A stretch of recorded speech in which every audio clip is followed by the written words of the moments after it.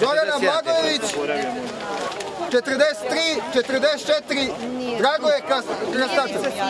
Outdoor Inn i sportski klub Alti su organizovali avanturističku trku Jezero Gazivo Demokra Gora. Ovaj sportsko-rekreativni događaj je okupio preko 100 takmičara i rekreativaca koji su prešli stazu od 25 km i visinsku razliku od preko 1000 metara. Prvo mesto u ženskoj kategoriji osvojila je Marta Jovanović, drugo mesto Marija Ćosić, a treće Ana Milosavljević.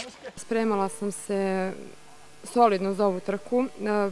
Probala sam, ovo mi je prva brdska trka i zadovoljna sam i organizacijom, stazom. Staza je bila veoma teška, ali uspjela sam da istrčim trku do kraja. U muškoj kategoriji prvo mesto osvojio je Aleksandar Dimitrijević, drugo mesto Goran Miličić i treće mesto Dišo Đurić. Osvojio sam prvo mesto u sportskoj disciplini.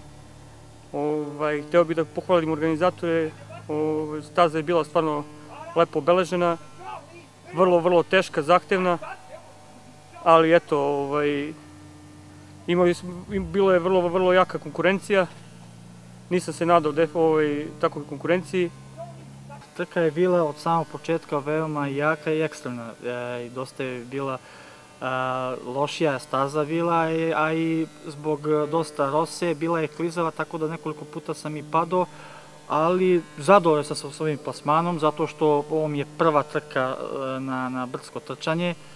To nije moja disciplina, naravno, da moje su discipline srednje duge pruge, a što se tiče organizacije organizacija je fenomenalna. Organizatori kažu da je ovo poslednja manifestacija u okviru projekta Outdoor Inn razvoj turizma u opštini Zubin Potok, ali se nadaju da će ova jedinstvena trka prerasti u tradiciju. To je deo projekta koji se zove Outdoor Inn ili razvoj turizma u opštini Zubin Potok.